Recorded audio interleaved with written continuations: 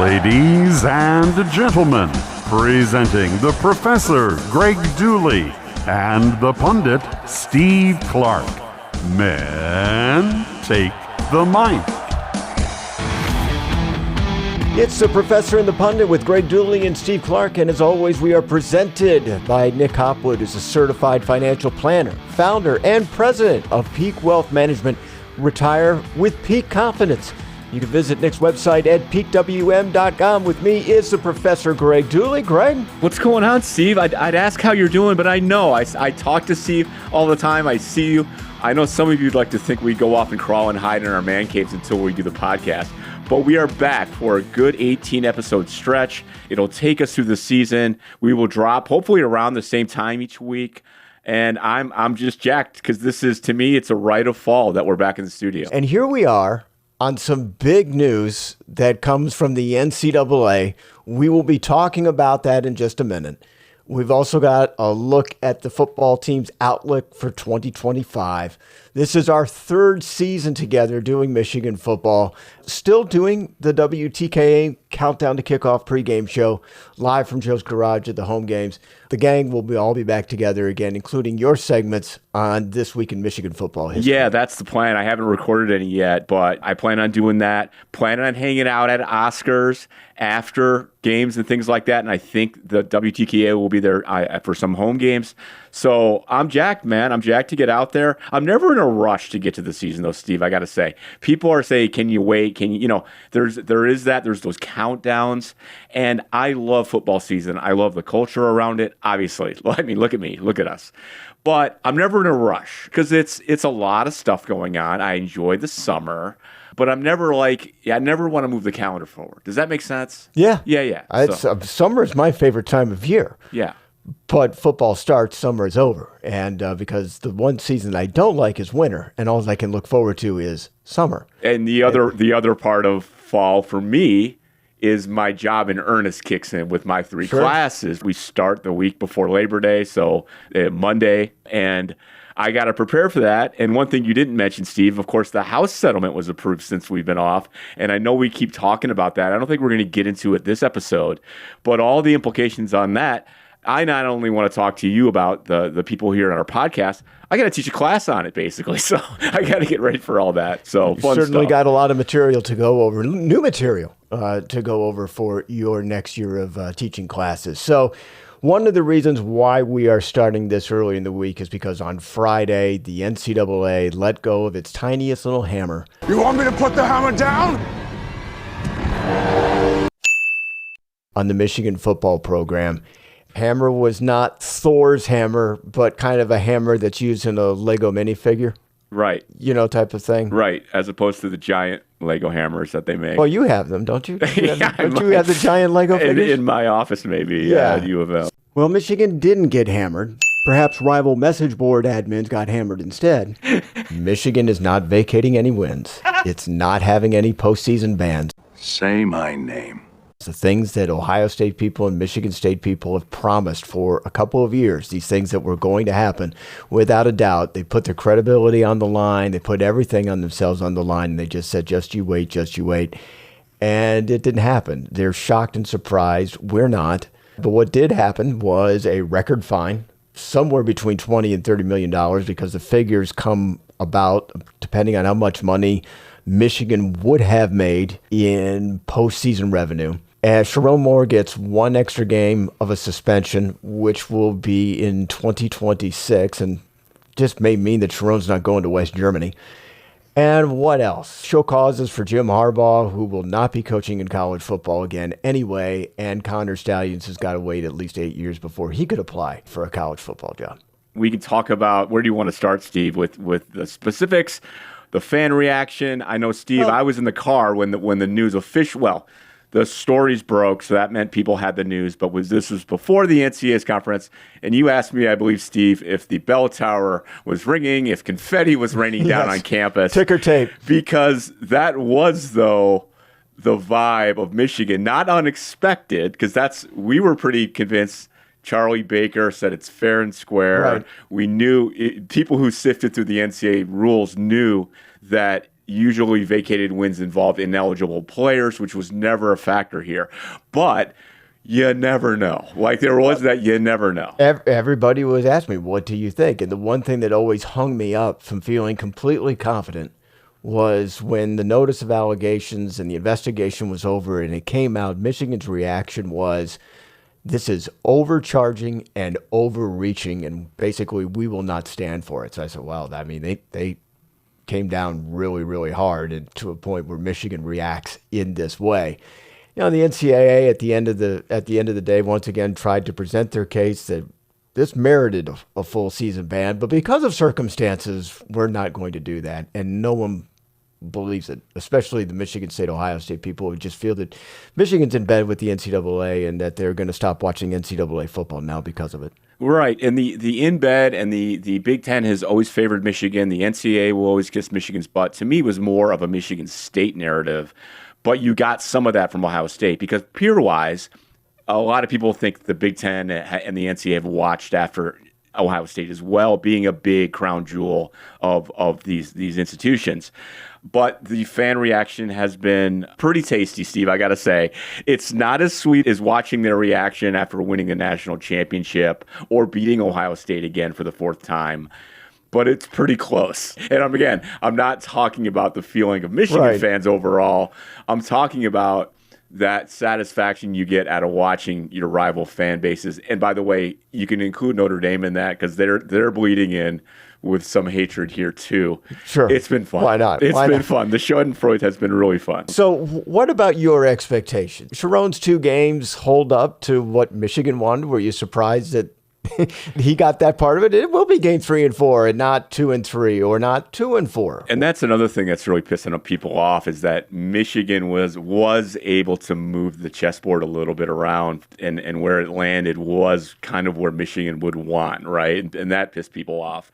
It's teenagers choosing their own punishment after getting busted. Yeah. So the thing I was worried about where it landing was the lack of institutional control on top of other lacks of institutional control and the knowledge and the assumption that Harbaugh and other people were less than cooperative with the NCAA and that there are human beings involved. That was what I was worried about. So Sharon getting one more and probably the lightest, version of a suspension that you could get being out in the future, knowing that Michigan could come back and try to argue against that and maybe get that reversed, that's about as light as it can possibly get. You can say, okay, what about if it's the Germany game? Maybe that's okay.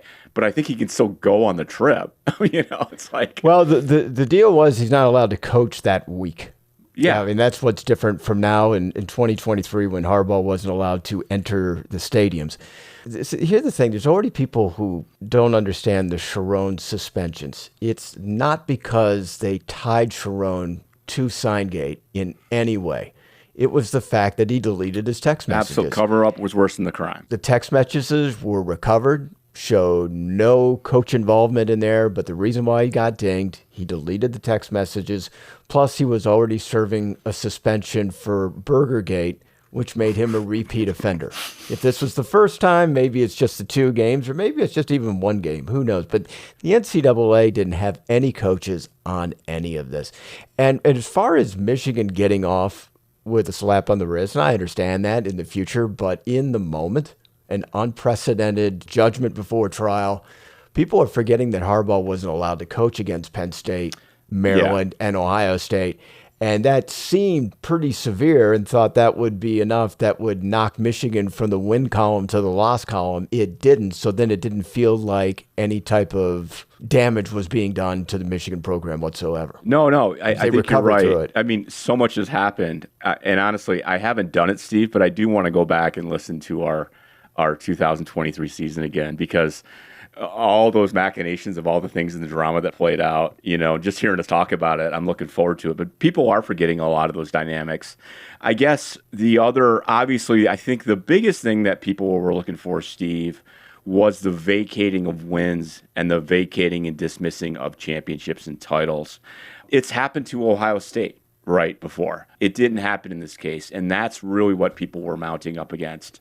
So from your perspective, what is the difference here? What should people understand about that? Well, as you mentioned, Ohio State people keep posting and printing and talking about, well, Tressel got removed as coach, and Ohio State had to vacate wins.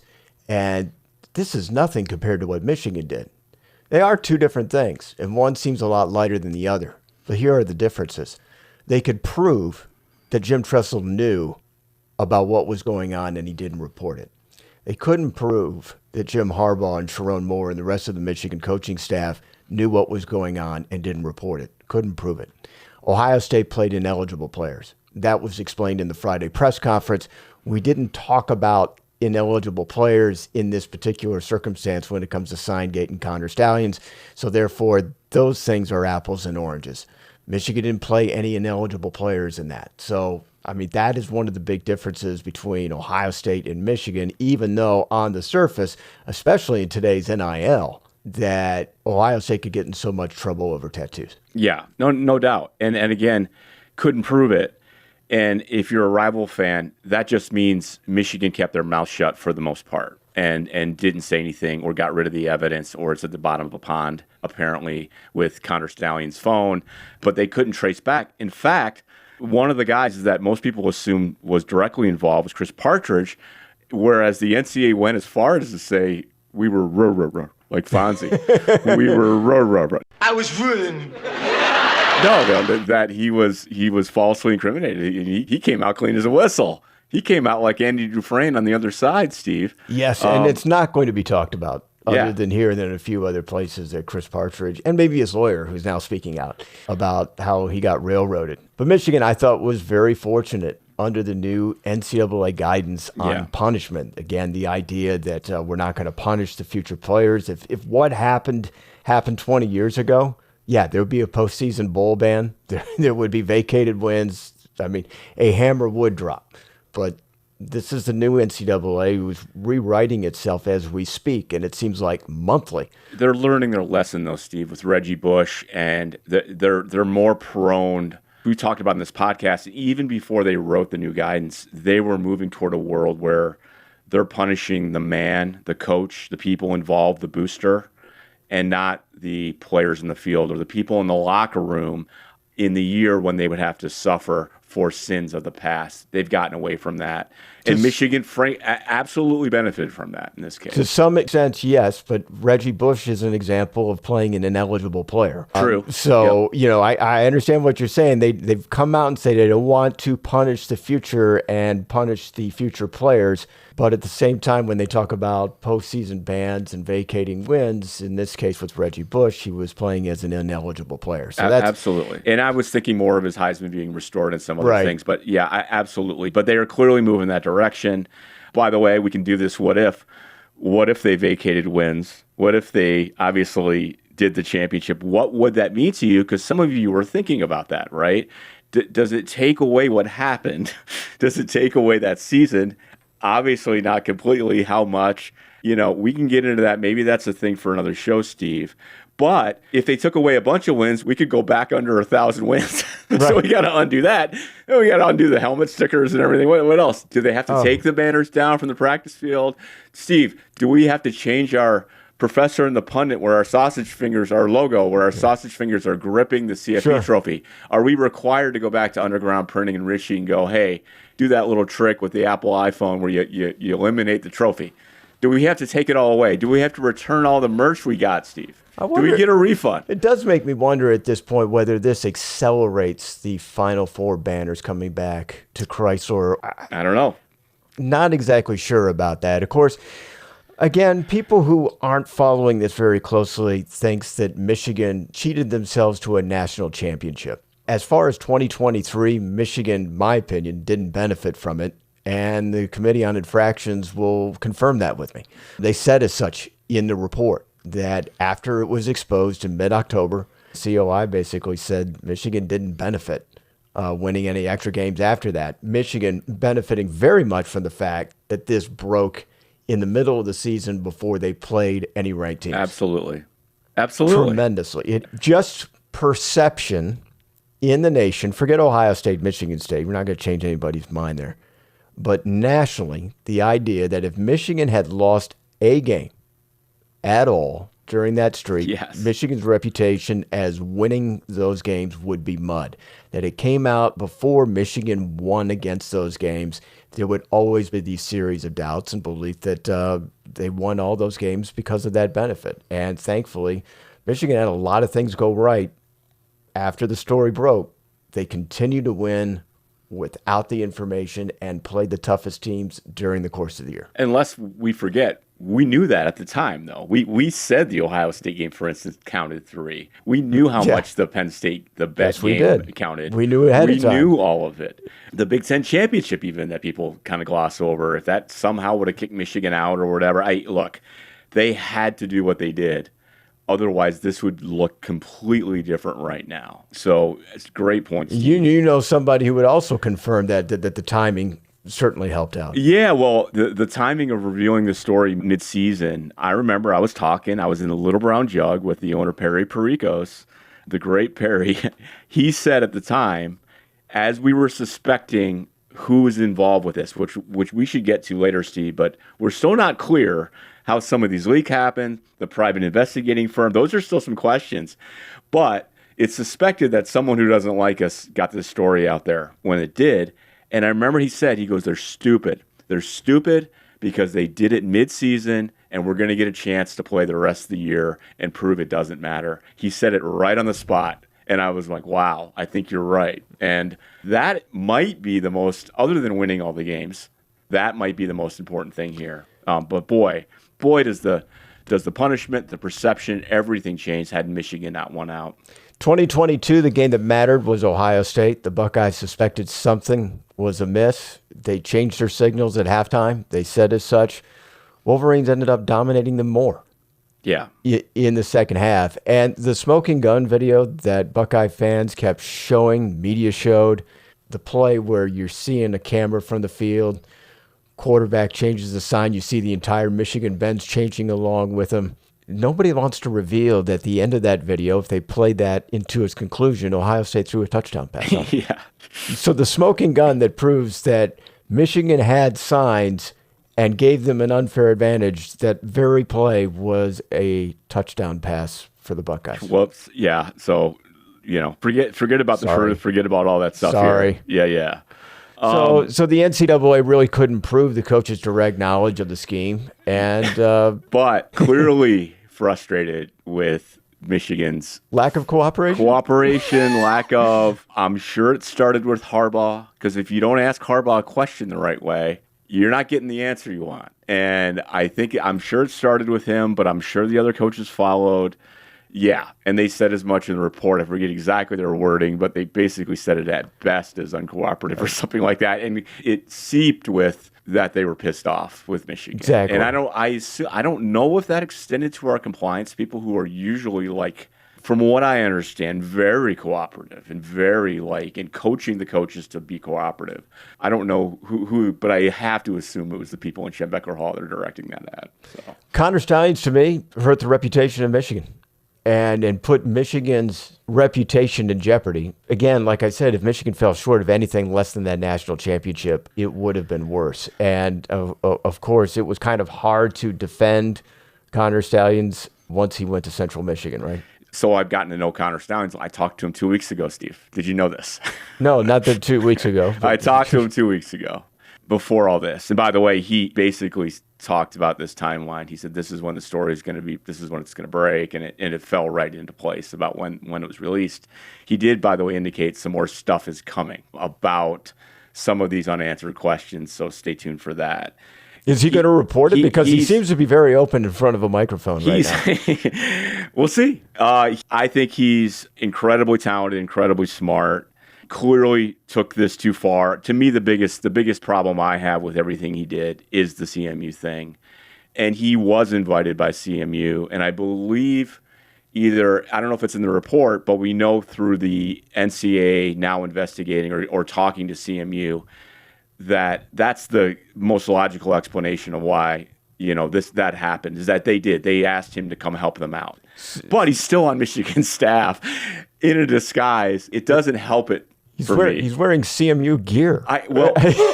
Right. To get in. And a credential. I mean, he was, so it makes sense that side of the story is true, but it doesn't make it look any better for Michigan. He's still a staffer. No. What if Sharon was there? I mean, so it doesn't make it was gimmicky. I'm sure he was having fun with it. As someone who likes to cut the occasional corner on, in life, sometimes you get into these things and it's fun, but you go too far. Okay. You do. And the thing is, the thing that hurts me is that they didn't need to do it.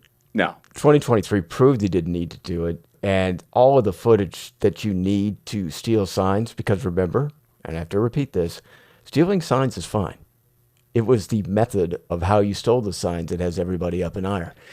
What's going to happen to Connor Stalions? I don't know. I do know that he has a desire to coach in the NFL, and there's obviously a lot of people that he worked with at Michigan who are now in the NFL. Wouldn't surprise me to see him on the Seahawks or supporting the Seahawks staff. But again, if there's someone in that organization who just doesn't want the collateral, whatever it might be associated with him around their program, that could be a problem for him. But honestly, I wish him the best. I think what you said is absolutely true. In the end, his actions hurt Michigan pretty bad. Steve, I do think we may hear more about the leak, the PI firm. I know that Stalions has an idea who it is. And as a hint, I think it was somebody in Schembechler Hall who may have some ties to a rival. I don't want to get into it here. See, we can talk about it off air. And I've heard that some stories on that are going to come out. So stay tuned for that. What else, man? Well, how do you feel about this whole thing? Where does this rank? And I think depending on who you are, where you're from, this is either the greatest cheating scandal ever in the history of college sports. Is it a greater cheating scandal more so than stacking teams with the most talented players because you could pay them under the table? Absolutely not. Again, not even close. Yeah, I mean, stealing signs in itself isn't illegal. Teams can steal signs during a game. Teams can get information from other teams' staffers that stole signs. You can have one staffer from one team call another staffer another team and it says, I've got all their plays. Would you like me to fax them to you? Yeah. And we've heard like that. We've heard multiple teams collaborating to share information. We've heard practice film footage exposed of Schembechler Hall that other teams have, of watching our practices. Like, we've heard all this. That stuff seems way worse than an individual working with people or not. Yeah, there's gleaning information that could be obtained a lot of different ways. There's stories out in the airwaves, out in outer space about servers being broken into. And again, it was all about the method. And a rule about this method going to other places was created not for competitive balance. It was created to control spending. So what was the true impact on 2023? For me, it was nothing. Did the punishment fit the crime? I guess for most, everyone's going to say no. Michigan rivals didn't receive the vindication that they were certain was coming. Sharon's length of suspension was about what he did and didn't do, but was a result of being a repeat offender after settling on the previous set of allegations that included a one-game suspension for more back in 2023. Right. So where do we go from here? I've already seen it in the days after, where there was the initial reaction from Buckeye and Spartans, like, this is an outrage.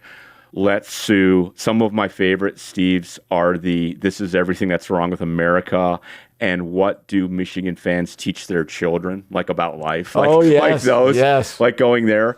But just like politics, because it's so similar. Winning a major or losing a major election. Your side won, I say Michigan, or lost to Ohio State, Notre Dame, MSU.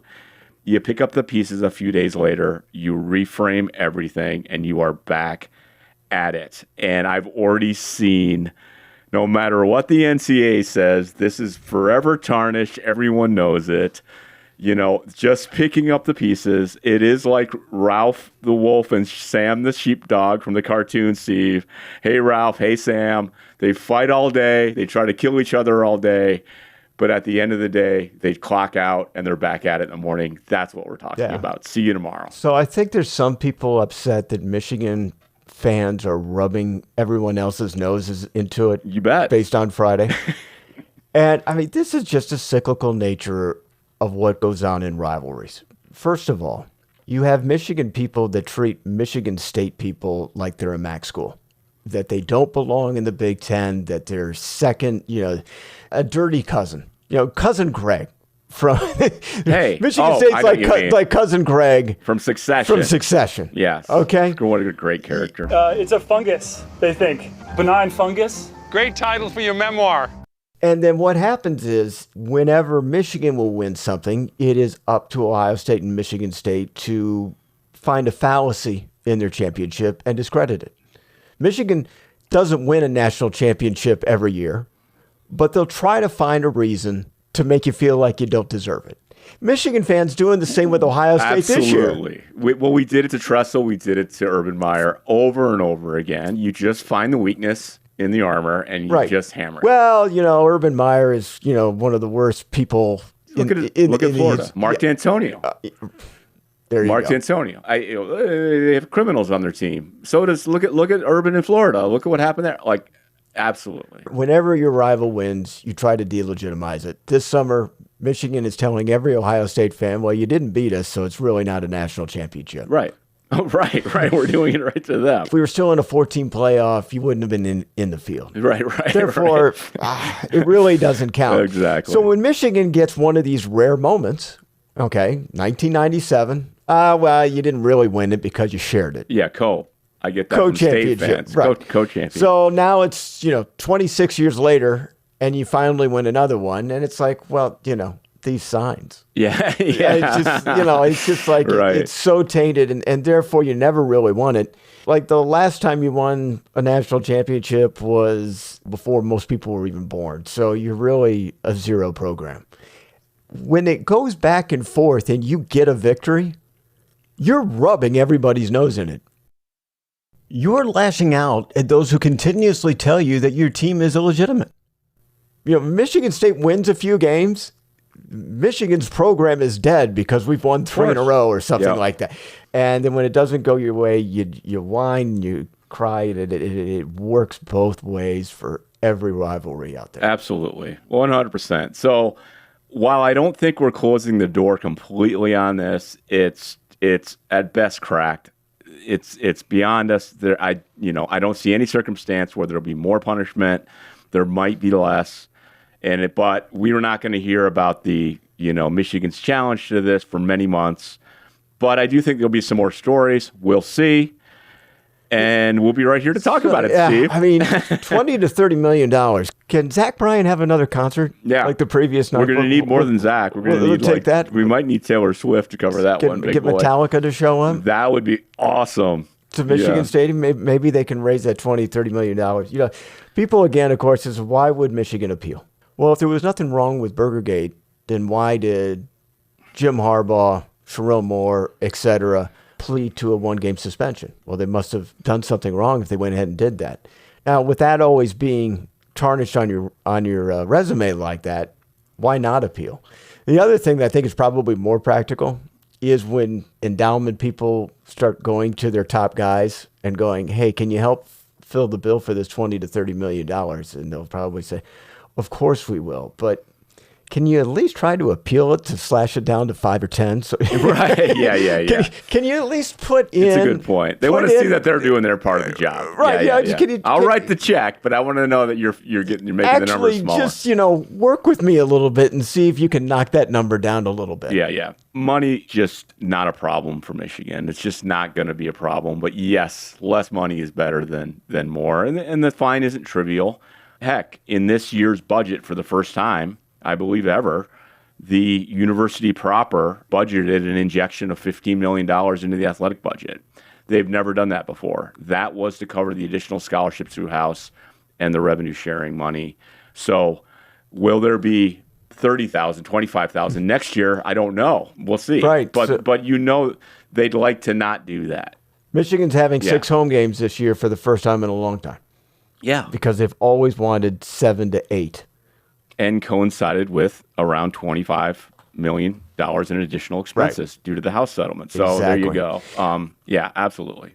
I tell you, we got more to talk about the Michigan football team in general. But before we do that, how's your finances this summer? 2025 is kind of an up and down roller coaster type of year, but I've been able to navigate things fairly easily based on what I've learned from Nick Hopwood, who's our sponsor of the program. Yeah, and just like I can't quit Steve, I can't quit Nick either. In fact, we do have a little text thread.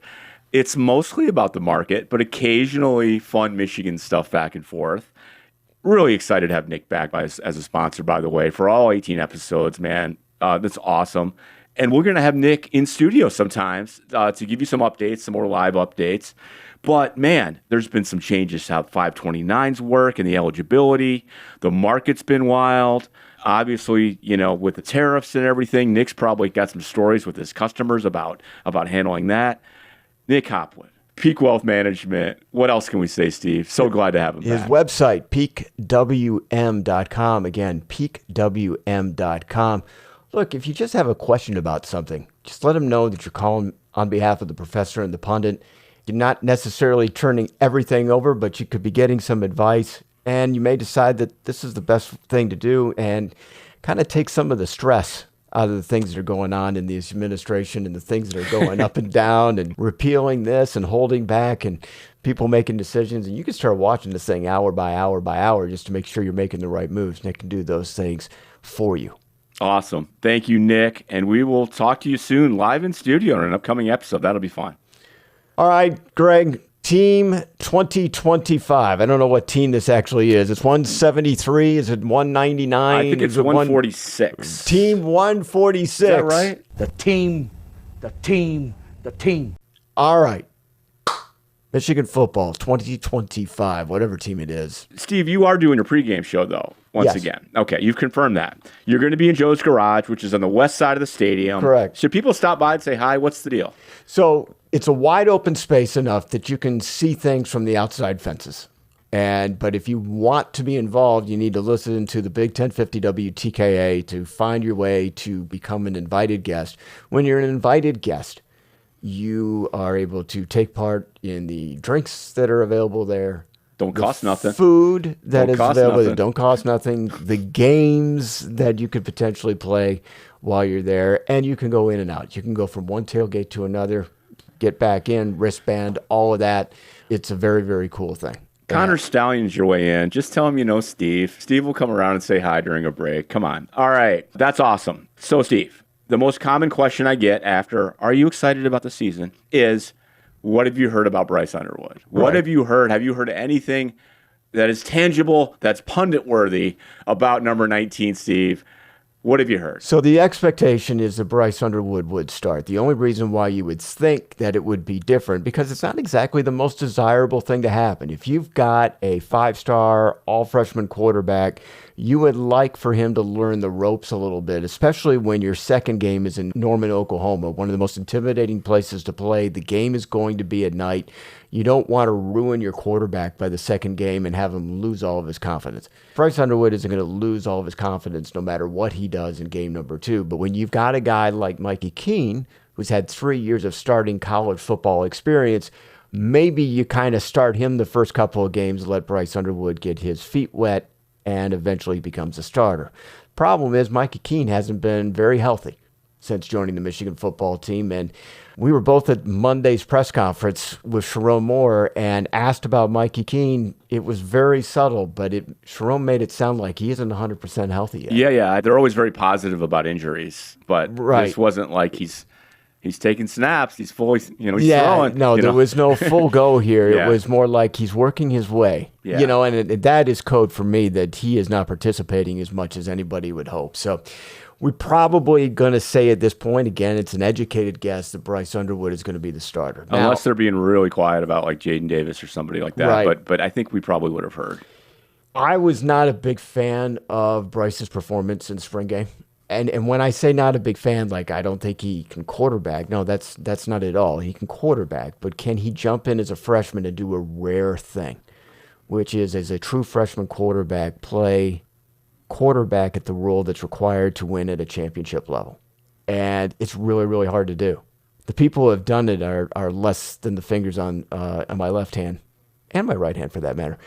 It just doesn't happen very often. The one that comes to mind right away is Trevor Lawrence, but he had a well-stacked team around him. Skilled position players, trench play, all very good. Michigan's still not a perfect work in progress.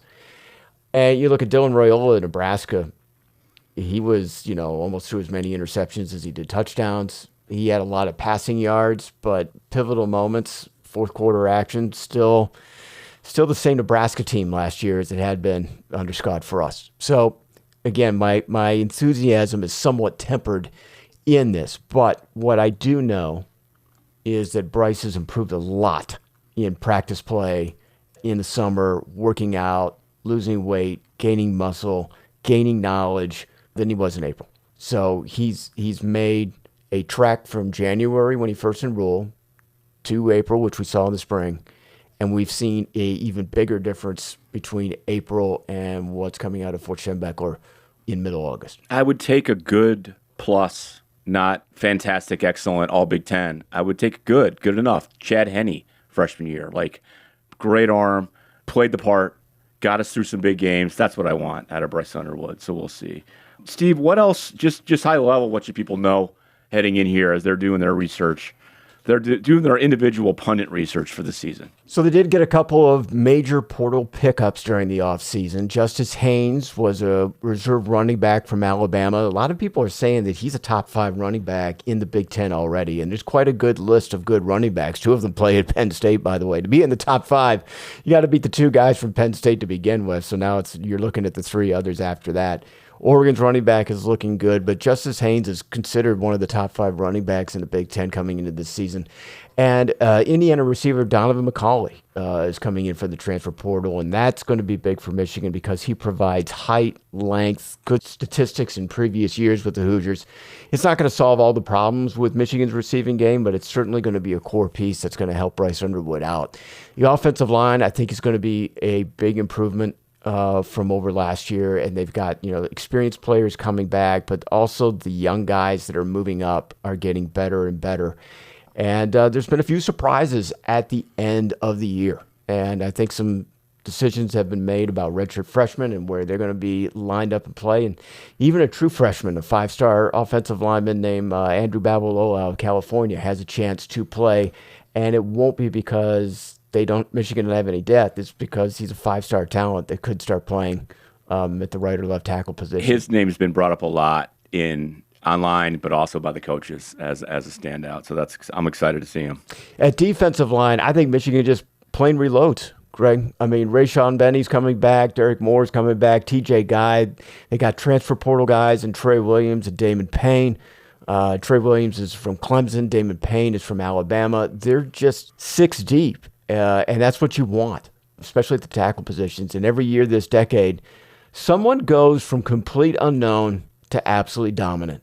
Now, we knew about Aiden Hutchinson and the big leap he made after breaking his foot in Bloomington. But David Ojabo's name was out of nowhere. Chris Jenkins' name came out of nowhere. Mozzie Smith, same thing. Mason Graham and Kenneth Graham, we knew about them in the championship years, but they really excelled in 2024. I just feel that if there's one position group that reloads without question this past decade, it's the defensive line. And this year, they're not even considered to be the strength of the Michigan football defense, where that's going to be a linebacker with Jayshon Barnum, Ernest Hausman, Jimmy Rolder, Cole Sullivan. Those are 4 guys in a 4-2-5 system, so they're 2 deep with 4 guys they know they can work with. The secondary is the most questionable part, but they will be more experienced. Will Johnson, of course, is gone, but he was out most of last season anyway. Johnson's biggest impact, of course, was the USC game, getting the pick 6 and helped turn around that game. But they have some strong versatility with Zeke Berry and TJ Metcalf and a host of others. Jair Hill's back there again. Yeah, Jair Hill and Rod Moore, we hope, is going to be able to get to 100%. But again, one of those players that I don't think is 100% going into game 1. Not according to Sharon in the last press conference, but he did say he's going to start practicing. So that's maybe a little positive. Okay. Yeah, maybe more ready for conference play. Okay. Than it is in September. You still have Dominic Zavada at kicker. Incredible. The team's MVP, in my opinion. I got to meet him this summer. Yeah. I spoke to a group of interns out of Financial, not Peak Wealth Management, a competitor. They had some interns there, and I got to speak to him, got to meet him. What a nice young man. It always is to me when I look at where teams rate. I look at what you have at quarterback. Obviously, Michigan's going to have a top-notch quarterback, but he's young and he's green and he's going to make freshman mistakes. And so that's on one tier. And while he may have a better career by the time he's a junior than anybody in the Big Ten right now, we're talking about him as a true freshman. Then I will compare what the offensive lines and defensive lines look like. I just told you I think Michigan's defensive line reloads. I think Michigan's offensive line is going to be better. Does it compete with Penn State's defensive line? Yes. Does it compete with Penn State's offensive line? I'd say no. Ohio State's got some issues at offensive line. They're losing 4 starters from last year. 2 of their fill-in starters come back. So they've got 3 guys who have had starting experience. 2 of them were limited, and they got 2 more transfers coming in to play at tackle positions. Oregon is starting fresh. Illinois, a dark horse team, is bringing 16 guys back, including their quarterback, and I think they returned everybody off their offensive line in Illinois, so that's something to look at.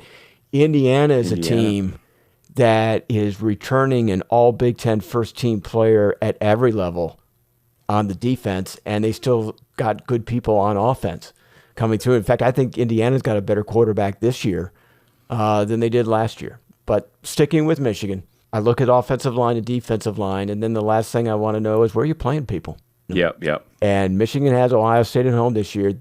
Here's what's interesting to me is one reputable group thought that Michigan out of 18 teams had the 16th easiest schedule out of 18. And I'm thinking, man, you got to go to Oklahoma, and you got to go to Nebraska, and you got to go to USC. Man, those are some tough games. Now, they do avoid playing Penn State. They do avoid playing Oregon. Yep. But I think Washington's going to be a team on the rise. Not so much Wisconsin, but I think there's a number of games in there which would lead you to think there is a reason why Michigan might be 9-3. Yeah, and I'm never throwing out the Michigan State game home or away, but especially away. So never going to do it. Yeah, look at that schedule. I think Penn State's got an easier schedule based on the talent that they're bringing in. Penn State's playing 2 teams. They're playing Oregon at home and Ohio State on the road, and they'll have a bye week before each of them. Yeah, yep. That seems easier to me. Not that anything is absolutely easy, but I am kind of surprised where people think that Michigan's got this easiest of schedule. Yeah, they're missing some teams, like everybody's missing some teams, but the road games are really, really interesting. Steve, you know what makes things easy for IT companies? How's that? Speaking of easy. What a transition. Maverick Technology Partners. They're back. Our man Tim, who's a big golfer, by the way, and a friend from college, he founded Maverick Technology Partners. What do? Top-tier tech talent, contract services, project managers, CIO placement, managed services. In these days, with AI and all these NVIDIA chips flying around, Steve, which you know about, no one wants to maintain their data center. They'll even help you automate, maybe optimize your staff to work on the things that you really want them to do.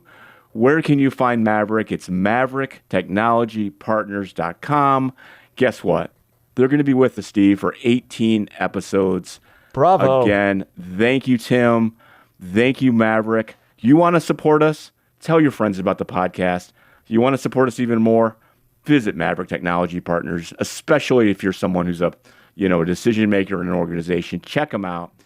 And thank you again, Tim. That's MaverickTechnologyPartners.com. Steve, can I tease something maybe for next episode? Sure. Because we're coming at it. I golfed in the Champion Circle outing. So what does that mean? That's the big fundraiser for Champion Circle. Of course, yes, they're still going. We'll talk about that. I actually golfed, though, with Sharon, with Coach Brandon Naurato. What? With Bryce Underwood. No way. And rode with Justice Haynes. How did you get that? I golfed with her. Apparently, I was invited by the right person because we hung out. Brandon Naurato might have hit a drive 320 yards. He's a hockey player. You know their reputation on the golf course. It was really impressive. One other coach who was with us might have been teeing the ball up in the fairway, but I'm not going to mention it, Steve. Teeing the ball in the fairway? I'm not sure he understood. For non-golfers, you can tee the ball up in the tee box. That's why it's called a tee box. After that, you put the tees away and you play it where it lies. So that was fun. But I'll talk about that experience. Got to hang out with Adam Schefter. Got to hear from Gus Johnson. And he did a little poem about Bryce Underwood, which I'll share. A poem? Not the poem, but a little bit of the gist. On top of that, Steve, we went golfing up north, and boy, I got a story to tell about the guy across from me, big pun. And on top of that, we haven't even gotten into the house settlement. We touched on it, but we should talk about it a little bit more next episode and maybe get into New Mexico, the first game. What do you think? I think it sounds like a great plan. A lot of this story in this episode was dictated about what the NCAA decided to do in the aftermath of such. I'm just going to sit there and try to enjoy 2025 football. Some people You're just going to enjoy it. That's your I'm going to enjoy 2025 football while some other people have vowed never to watch football ever again. And America's ruined. They're moving to Canada. They're teaching their kids don't be like Michigan people. And their self-worth is taken away apparently by this NCAA ruling. Steve, we will march on in a positive light into 2025 season. Is that right? We will. And just a reminder from the Professor and the Pundit that your Michigan football team are and will be the national champions for 2023. Go Blue, Greg. Go Blue.